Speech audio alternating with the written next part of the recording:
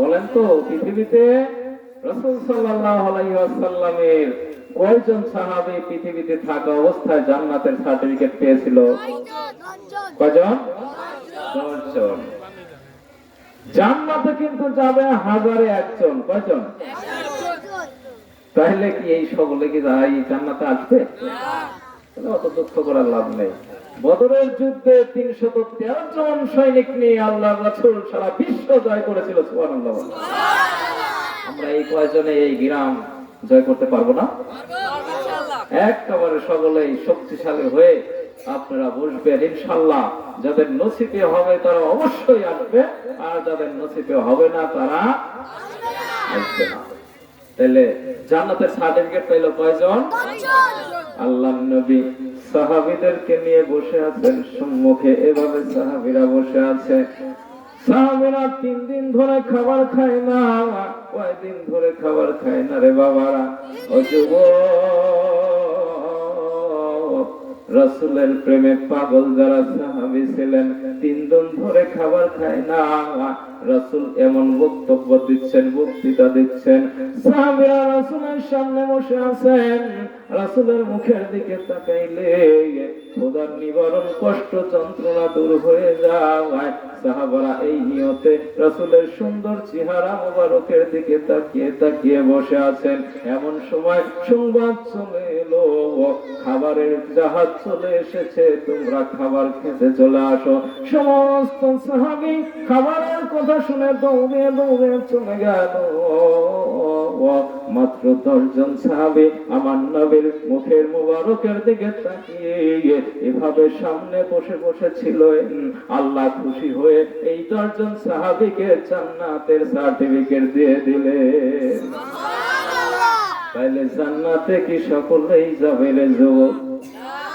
যার ভালোবাসা নবীর প্রতি, যার ভালোবাসা আল্লাহর কোরআনের প্রতি, সেই মানুষ জান্নাতে যাবে যাবে। আর যার ভালোবাসা কোরআনের প্রতি, রাসূলের প্রতি নাই, সেই মানুষ কখনো জান্নাতে যাইতে পারবে। আমি যে কথা বলতেছিলাম, মহান আল্লাহ কুরআনুল কারীমে সূরা আল-লুকমানের 14 নম্বর আয়াতের কিছু অংশে সুন্দর করে ঘোষণা করে দিলেন। আমার আল্লাহ বলেন, ওয়া ওয়াসাইনাল ইনসানা বিল ওয়ালিদাই। এ দুনিয়ার মানুষ, আমি তোমাদেরকে হুকুম করলাম। আল্লাহ বলেন, হে দুনিয়ার মানুষ, আমি তোমাদেরকে আদেশ করলাম, তোমরা তোমাদের মাতা পিতার সাথে ভালো আচরণ করো। কি আচরণ করো? আল্লাহ বললেন, কে বলল? আল্লাহ বললেন, মানুষেরা রে, তোমার পিতা মাতার সঙ্গে তুমি ভালো আচরণ করো। কেন তুমি ভালো আচরণ করবে এই কথাও আমার আল্লাহ বলে দিলেন।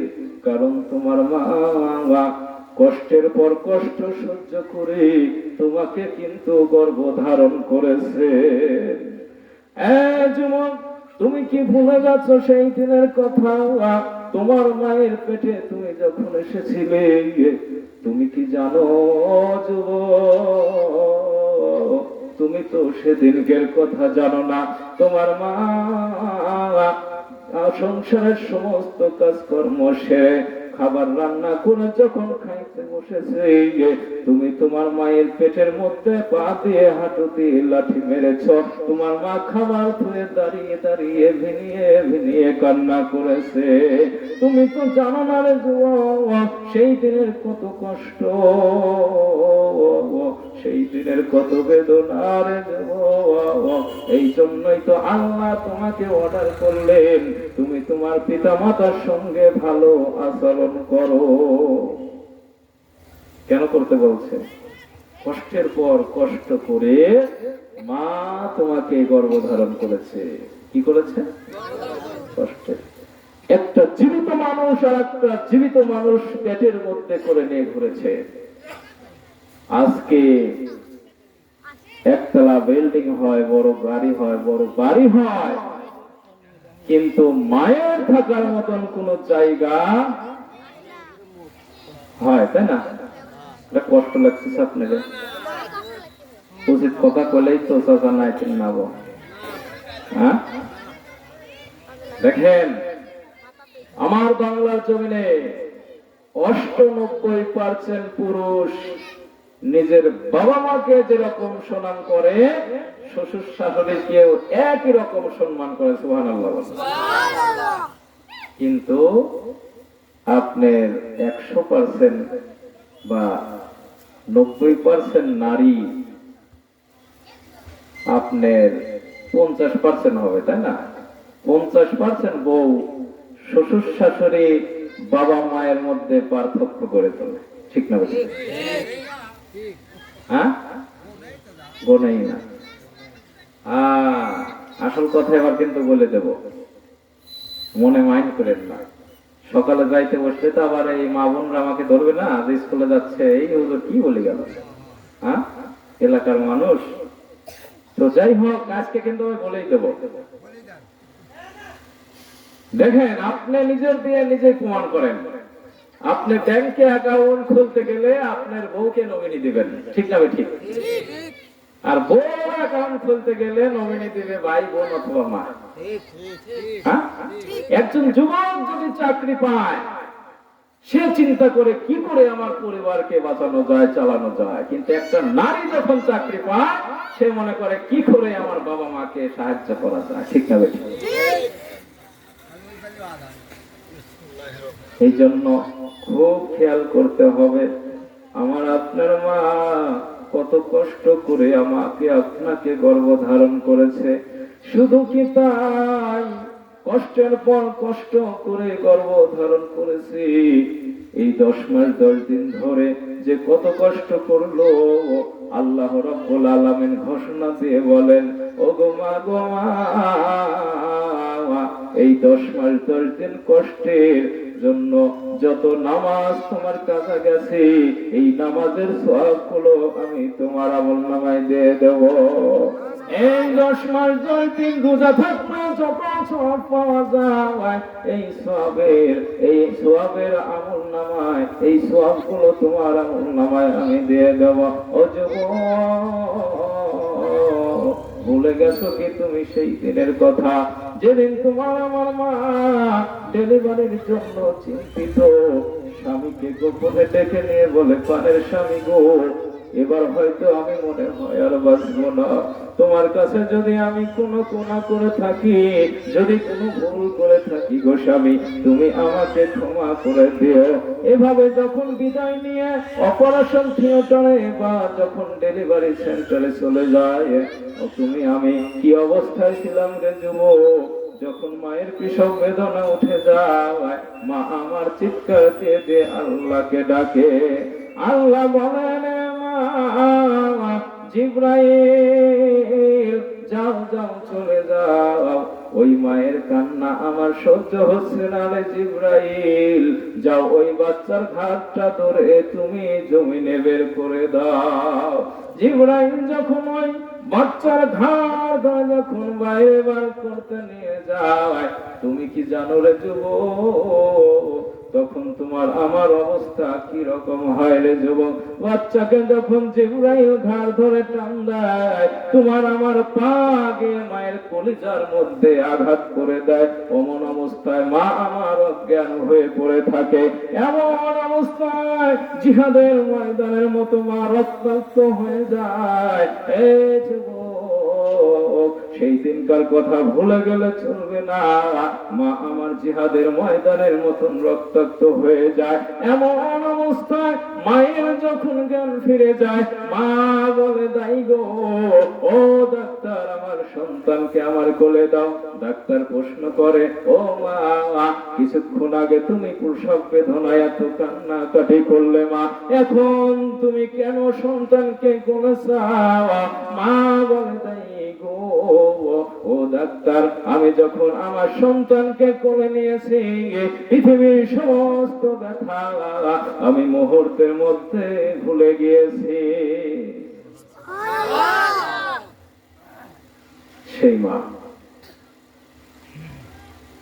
সেই মাকে আজ আমরা খবরই রাখতে পারি না, ঠিক না? ঠিক। কত মা মারা যাচ্ছে না? গেছে না? সন্তান জন্ম নিতে গিয়ে মা মারা গেছে। অনেক আমরা মাকে কত ভাবে কষ্ট দিয়েছি দেখেছেন? এই যুবক, ভুলে গেলে কিন্তু চলবে না, আজকের ওয়াজগুলো আমল করতে হবে রে যুবক। তুমি যখন ছোট ছিল যুবক, মায়ের কোলে বসে আছো, মা আমার খাবার খাইতেছে, এমন অবস্থায় তুমি মায়ের ঘা ভরে পেশাব পায়খানা করে দিয়েছো। মা কিন্তু তোমাকে কখনো ধাক্কা দিয়ে ফেলে দেয় নাই, তোমাকে কিন্তু চেঙা দিয়ে রেখে দেয় নাই। মা খাবার বন্ধ করে তোমাকে ধুয়ে মুছে সুন্দর করে নিয়ে এসে মা আবার খাবার খায়। কথা ঠিক না ঠিক? দেখেন, এই মা কত কষ্ট করলো, কত বেদনা করলো। এই জন্য আমার নবী বলেন, এই উম্মতেরা রে, শুনে রেখে দাও, জেনে রেখে দাও, আমি জান্নাতি। জবান দিয়ে তোমাদেরকে একটা হাদিস বলে দেই, আল জান্নাতু তাহতা আকদামিল উম্মাহাত। এই মায়ের পায়ের নিচে কিন্তু তোর জান্নাত। এই মাকে যদি তুই কষ্ট দিস, তুই কখনো জান্নাতে যাইতে পারবি? আল্লাহর নবী বলেছেন মায়ের পায়ের নিচে জান্নাত। কেন বললেন? এই মা আমাকে আপনার জন্য কত কষ্ট করেছে, এই জন্য মায়ের পায়ের নিচে জান্নাত। নবীর কাছে সাহাবা এসে প্রশ্ন করলেন, ইয়া রাসূলুল্লাহ, ইয়া হাবিবাল্লাহ, হুজুর, আমার কাছে সবচাইতে ভালোবাসার অধিকারী, সবচাইতে ইহসানকারী কাকে আমি সম্মান করব? আল্লাহর নবী বললেন, উম্মুকা, তোমার মাকে। লোকটি আবারও প্রশ্ন করলেন, নবী তারপরে কে? আল্লাহর নবী বললেন, তোমার মা। আবারও প্রশ্ন করলেন, হুজুর তারপরে কে? আল্লাহর নবী বললেন, তারপরেও তোমার মা। এভাবে 3 বার বললেন তোমার মা, আর 4 বারের বার বললেন তোমার বাবা। তাহলে বাবার চাইতে মায়ের মর্যাদা 3 গুণ বেশি। তোর মায়ের মর্যাদা বাপের চাইতে 3 গুণ বেশি। সেই মা, আপনি দেখেন, স্পষ্ট হাদিস প্রমাণ চাইলে আমি দিতে পারবো। আপনাকে আমাকে সকাল বিকাল সন্ধ্যা যে কোনো সময় মায়ের সম্বন্ধে স্ত্রী এসে কানের করে বলতে থাকে, তোমার মা এই সেই হ্যাঁ বলতে থাকে। হাদিস বলতেছে, হ্যাঁ তোমার মা খারাপ। তোমার মা কি খারাপ? ও যা বলছে ঠিক, খাইতে দেয় না, পড়তে দেয় না, বসতে দেয় না, খালি কাজ করায়। ঠিক, এটাও যদি করে, তারপরেও তুমি তোমার মাকে কিছু বলতে পারবে না। কেন পারবে না? কারণ ও মা। ও কি মা।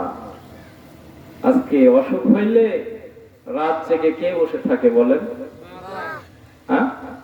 আর আল্লাহর কাছে কি বলে? আল্লাহ, আমার জীবনটা নিয়ে নাও, আমার সন্তানের জীবনটা ফিরিয়ে দাও। সুবহানাল্লাহ। এই মাকে মানুষ ভুলে থাকতে পারে? আমরা ভুলে যাচ্ছি। আজকে সন্তানের পোশাক কিনে, কিন্তু মায়ের পোশাক কিনতে পারি না।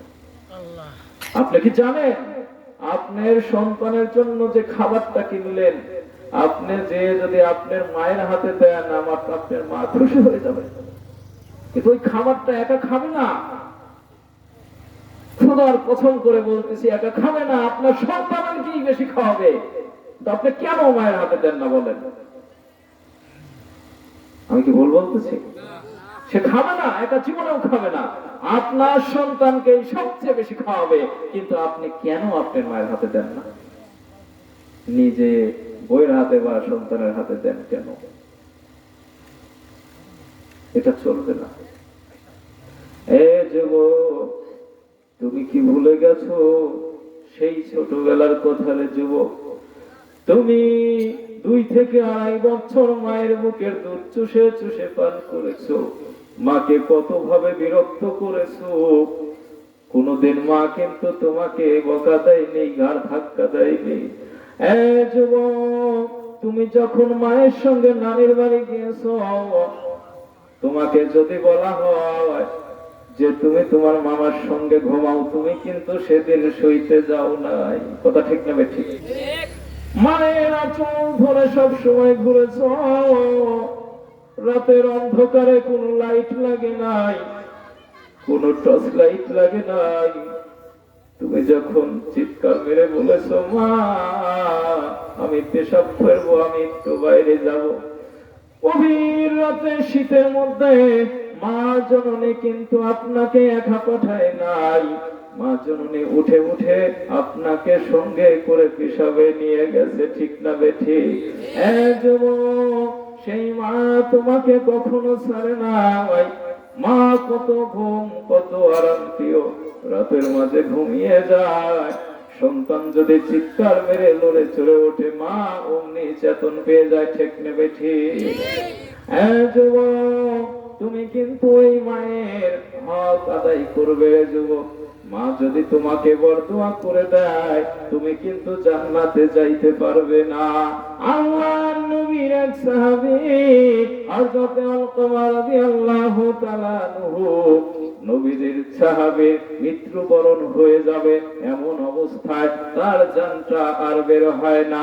আল্লাহর নবী বলে, ওমর ওসমান রে, যাও বাবা যাও, আমার আলকামা রাদিয়াল্লাহু তাআলা আনহুর কি অবস্থা একটু দেখে আসো। হযরত আবু বকর, ওমর, ওসমান যে দেখে আসলেন, আলকামা রাদিয়াল্লাহু তাআলা আনহুর জানটা একেবারে চলে আসছে, কিন্তু মৃত্যুবরণ হয় না। আল্লাহর কাছে এসে বলেন, আল্লাহর নবী, আপনার সাহাবে জানটা বের হচ্ছে না, মৃত্যুর খুব আযাব হচ্ছে নবী। নবী বলে, চলো চলো যাই, আমি নবী নিজের চোখ দিয়ে একটু দেখে আসতে চাই। আল্লাহর নবী চলে গেলেন। আলকামা রাদিয়াল্লাহু তাআলা আনহুকে বললেন, বাবা কি অবস্থা তোমার? বলে, হুজুর আমার অবস্থা ভালো নয়, আমার খুব আযাব হচ্ছে, কষ্ট হচ্ছে। নবী করিম সাল্লাল্লাহু আলাইহি ওয়াসাল্লাম বলেন, এই ব্যক্তির কি কেউ বেঁচে আছে? বলে, হ্যাঁ মা বেঁচে আছে। মাকে ডেকে আনা হলো, কাছে চলে আসলো, মাকে প্রশ্ন করা হলো, ও বুড়ি মা, তোমার সন্তান কেমন ছিল তুমি একটু বলো। কি বললো? তোমার সন্তান কেমন ছিল একটু বলো।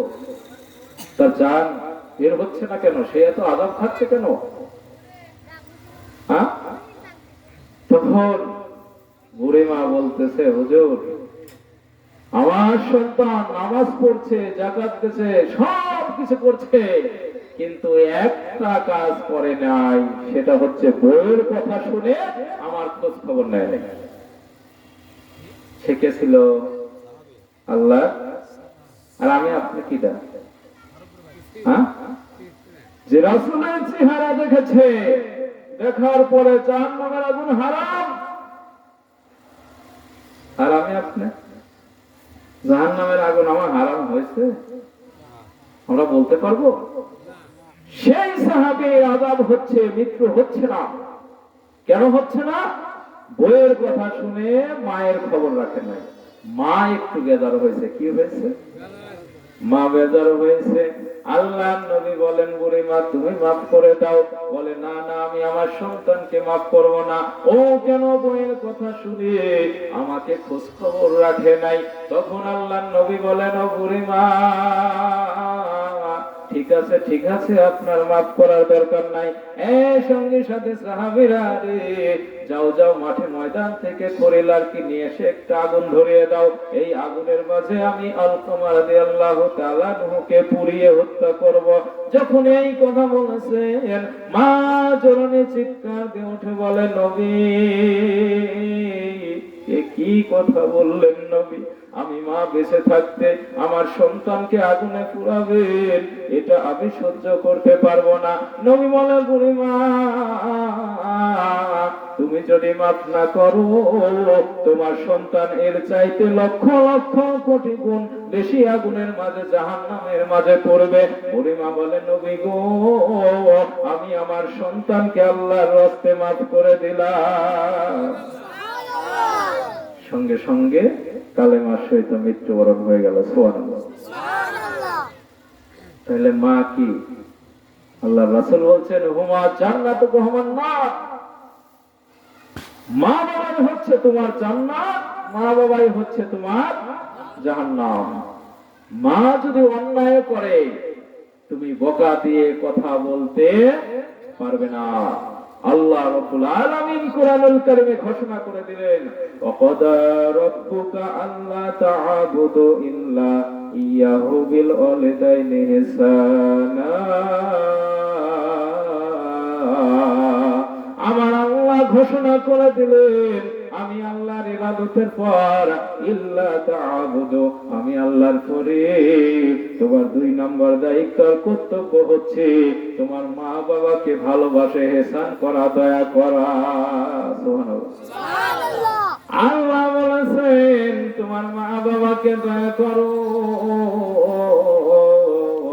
তোমার মা বাবা যদি খুশি হয়ে যায় তুমি আমার জান্নাতের মধ্যে চলে যাবে, আর মা বাবা যদি বেজার হয়ে যায় তুমি কিন্তু জাহান্নামে যাবে রে যুবক। এরপরে আল্লাহ রাব্বুল আলামিন বলেন ইম্মা ইয়াবলুগান্না ইনদাকাল কিবারা আহাদুহুমা আও কিলাহুমা ফালা তাকুল লাহুমা উফ ওয়ালা তানহারহুমা ওয়া কুল লাহুমা কওলান কারীমা। আমার আল্লাহ বলেন তাদের একজন কিংবা উভয়জন যদি তোমার জীবন অবস্থায় যদি তারা বার্ধক্যে পরিণত হয় কখনো তুমি তাদেরকে ধমক দিবে না, এবং তোমার আচরণে যেন তারা যেন উফ শব্দটাও না করে। তুমি মাথায় ছাকি দিয়ে চোখ বড় করে মায়ের সঙ্গে কথা বলবে না। তাকুল্লাহুমা কওলান কারীমা, তাদের সঙ্গে তুমি ভালো আচরণ করো, ভালো ব্যবহার করো। এ কথাটা কার? মাথায় ঝাঁকি দিয়ে চোখ বড় করে মায়ের সঙ্গে কথা বলো না। যুবক মনে রাখবে তোমার বেঁচে থাকা অবস্থায় যদি তোমার মা কিংবা তোমার বাবা অথবা উভয়ে 2 জন যদি বার্ধক্যে পড়ে যায় তোমার ব্যবহারে যেন তোমার মা উফ শব্দটা না করে। আমার কথা বুঝতে পারছেন? এটা কার কথা? উফ শব্দ মানে কি? বিরক্ত বোধ যদি হয় আপনার সব ইবাদত নষ্ট হয়ে যাবে।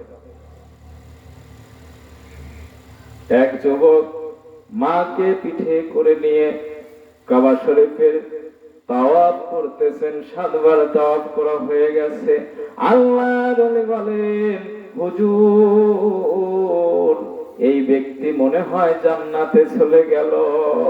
হুজুর বলেন এ বাবা তুমি কি বলো? বলে যে এই লোকটা তার মাকে পিঠে করে কাঁধে করে কাবা শরীফে 7 বার তাওয়াফ করেছে। হুজুর মনে হয় এই ব্যক্তি আল্লাহকে খুশি করে ফেলেছে। হুজুর বলেন বাবা এই যুবকের বুকের চামড়া দিয়ে যদি ওই মায়ের জুতা বানানো হয় তবুও ওই মায়ের 1 ফোঁটা দুধের ঋণ শোধ হবে না। সুবহানাল্লাহ। ভালো লাগতেছে না? দুধের ঋণ শোধ হবে না। কি করে বোঝাবো? কি বলবো? কিভাবে বললে বুঝবো বলেন? সমাজটা জর্জরিত হয়ে গেছে। আপনি কি জানেন আপনি যদি মাকে খাবার নাও দেন, আপনি বড় বিল্ডিং দিচ্ছেন, আপনি বিদেশ গেছেন, আপনার জন্য নামাজ পড়ে ওই মাই কিন্তু দোয়া করতেছে। সুবহানাল্লাহ। আর মানুষকে বলে যে এই বিল্ডিংটা আমার বেটা দেশে। সুবহানাল্লাহ। আপনার কাছে খাবার চায় না, আপনি নিজেও জানবেন না যে আমার মা আমাকে এত ভালোবাসে। যুবক পৃথিবীতে যতদিন বেঁচে আছো যুবক মাকে কিন্তু বেশি ভালোবাসবে। পৃথিবীর সমস্ত মানুষ যদি বেজার হয়ে যায় তোমার কিন্তু কোনো কিছু যায় আসে না। যুবক তুমি যদি একটা বেদানা বা একটা কলা যদি তোমার মায়ের মুখে তুলে দাও, আল্লাহর আরশ পর্যন্ত খুশি হয়ে যাবে। মা খুশি মানে আল্লাহ খুশি। এক ব্যক্তি সৌদি আরবে গেছে। কোথায় গেছে? সৌদি আরবে গেছে। যাওয়ার পরে চাকরি পাইছে আপনার কাবা ঘর পরিষ্কার করা। সুবহানাল্লাহ। কাবা ঘর পরিষ্কার করতে যেই ঘরের মধ্যে ঢোকে আর গায়ের মধ্যে জ্বালা পোড়া শুরু হয়ে যায়। কেরে সমস্যা কি? তো এক হুজুরের কাছে বলতেছেন, হুজুর আমি তো ভালো একটা চাকরি পেয়েছি, কিন্তু আমি যে কাবা ঘর পরিষ্কার করতে চাই সঙ্গে সঙ্গে আমার গায়ে পায়ে আগুন ধরে যায়। ঘটনা কি হুজুর? বলতেছে, তোমার মা কি বেঁচে আছেন বা তার সঙ্গে কি তুমি কোনোদিন খারাপ আচরণ করেছো?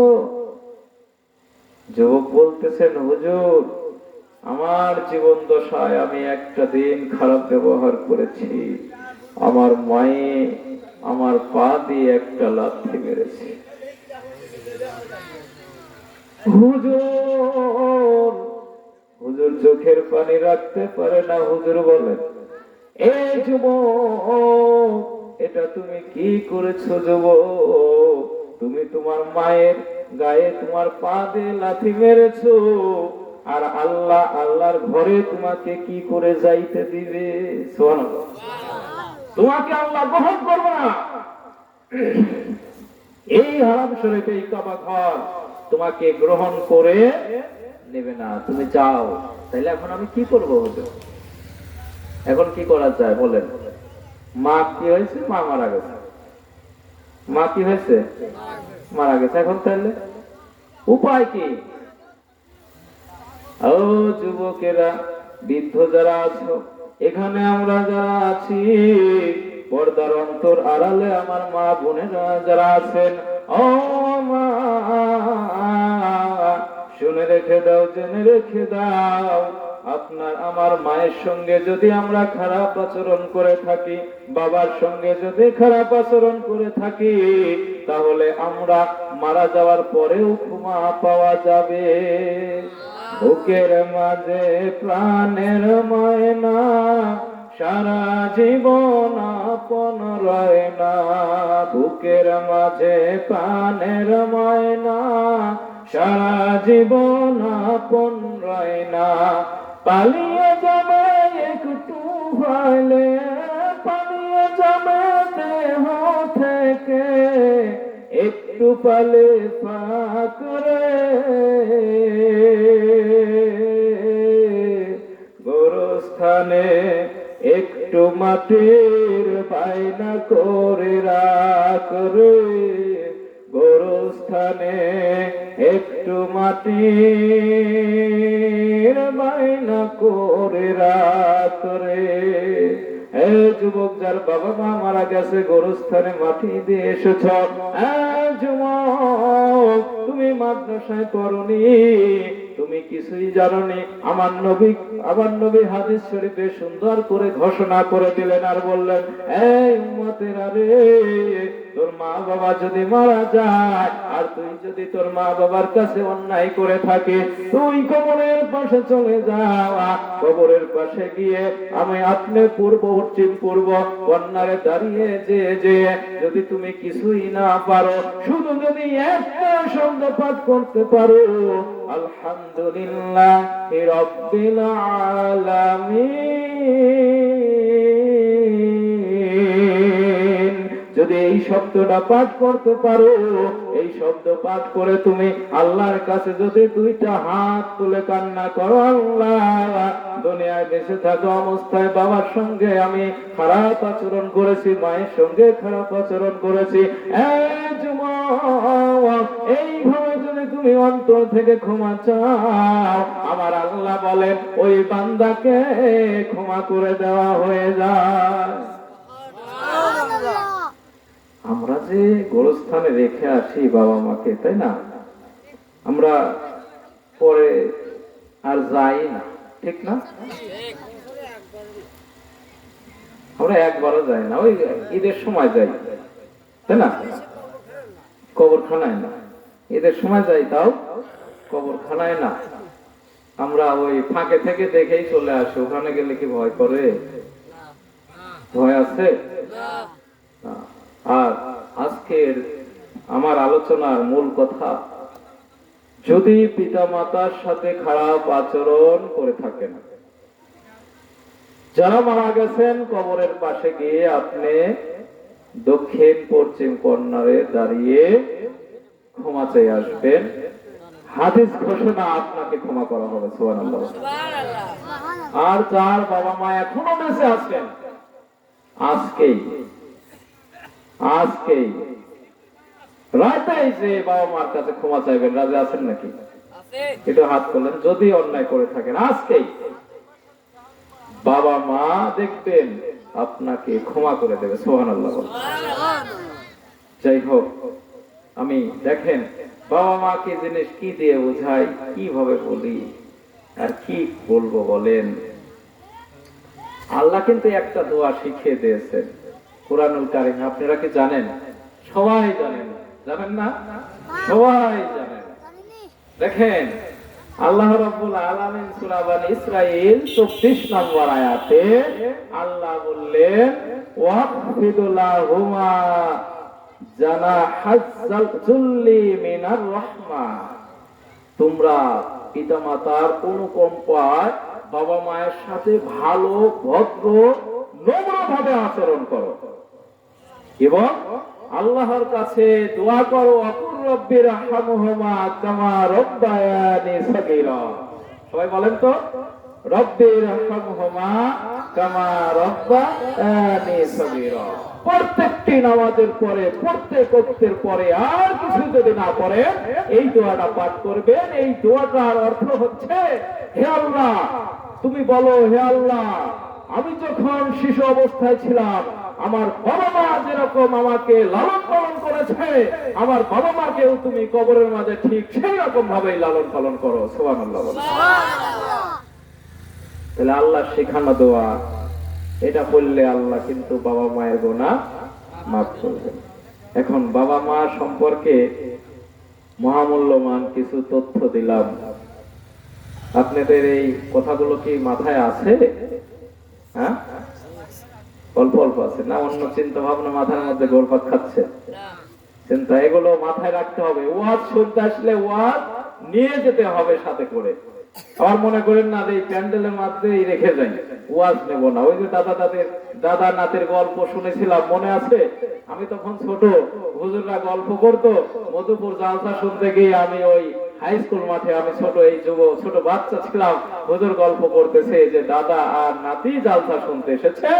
এখন জালসার মধ্যে হচ্ছে, আলোচনা হচ্ছে, হুজুর বলতেছে যে আঁটুর উপরে কাপড় রাখলে কিন্তু গুনাহ হবে।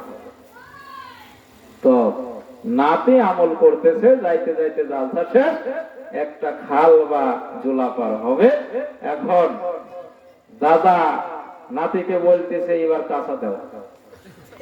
এখন নাতি বলতেছে, দাদা কি বলো, হুজুর ওয়াজ করলো যে আঁটুর উপরে কাপড় ওঠালে কবিরা গুনাহ হয়, আর তুমি কাঁচা দিবে। তোর ওয়াজ জোলার এপারে রাখি যাবো, ওপারে আর নেবো না। আমাদের কথা আমি যেটা বললাম, আরো হুজুররা আসতেছেন, বলবেন, এই কথাগুলো একটু বাড়িতে নিয়ে যাবেন, আমল করবেন। আল্লাহ যেন তৌফিক দান করে, সকলে বলে আমিন। এতক্ষণ ধরে খালি মায়ের কথাই বললাম, তাই না? এখন সন্তানের কথাও তো একটু বলার দরকার। মা, বাবা, তোমরা যে বলো যে আমার সন্তান খারাপ হয়ে গেছে, কেন কেন হয়েছে? এটা তোমাদের ব্যর্থতা, এটা তোমাদের দোষ, এটা তোমাদের শিক্ষার ব্যর্থতা। তোমরা বানাইতে চাও জাজ, ব্যারিস্টার, পুলিশ, সেনাবাহিনী, ডিসি, এসপি, তাহলে তোমাকে সম্মান করবে কেন মা? বলো। তুমি আমার মতন একজন আলেম বানাও, একজন হাফেজ বানাও, কারি বানাও, মাওলানা বানাও, দেখো তোমার চোখের দিকে তাকিয়ে কথা বলবে না। সুবহানাল্লাহ। ও মা, তোমার সন্তানকে কিভাবে শিক্ষা দেবে? আমার নবী বললেন, খায়রুকুম মান তাআল্লামাল কুরআন ওয়া আল্লামা। তোমাদের মধ্যে ওই ব্যক্তি উত্তম যে নিজে কোরআন শিক্ষা করে এবং অপরকে শিক্ষা দেয়। এই কোরআন শিক্ষা তলাবুল ইলমি ফারিদাতুন আলা কুল্লি মুসলিমুন। তুমি যদি তোমার ছেলে মেয়েকে দ্বীনি ইলম শিক্ষার কাজে ব্যয় করো, তাহলে তোমার ছেলে মেয়ে অবশ্যই তোমাকে সম্মান করবে, ভালোবাসবে। ঠিক না বেঠি? হুজুর চলে আসছেন, তাই না? হ্যাঁ, যাই হোক, আলোচনা নিজের এলাকায় প্রতি জমাই আলোচনা করি নাকি? আমাকে তো সবাই চেনেন না? সবাই চেনেন। তো যাই হোক, আমি তো আপনাদেরই সন্তান, তাই না?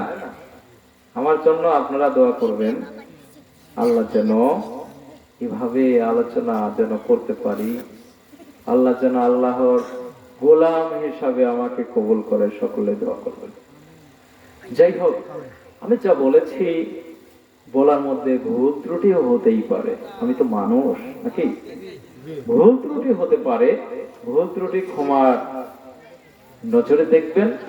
আর যদি কথার মধ্যে কোনো আমল থেকে থাকে সেটা পালন করার চেষ্টা করবেন। আল্লাহ যেন কবুল করে, সকলে বলে আমিন। এখন একটু অল্প একটু হুজুর একটু আপনারা একটু দাঁড়াবেন। আর রাস্তায় যারা আছেন দেখেন, মেহমান, দাওয়াতি মেহমান আসছে। আমি কিন্তু এলাকার সন্তান, আমাকে অপমান করলে কোনো যায় আসে না। এখন দাওয়াতি মেহমান আসছেন, ওনাকে সম্মানার্থে যারা রাস্তায় আছেন, আমি এখন সবাইকে নিয়ে দাঁড়িয়ে একটু সালাম জানাবো রাসূলুল্লাহ সাল্লাল্লাহু আলাইহি সাল্লামে। আপনারা পাশে এসে দাঁড়িয়ে যাবেন, আমরা বুঝবো না যে আপনারা তখন ছিলেন না। একটু সকলে দাঁড়িয়ে, নবী সালাম আলাইকা ইয়া রাসূল সালাম আলাইকা ইয়া হাবিব সালাম আলাইকা সালাওয়াতুল্লাহ আলাইকা ইয়া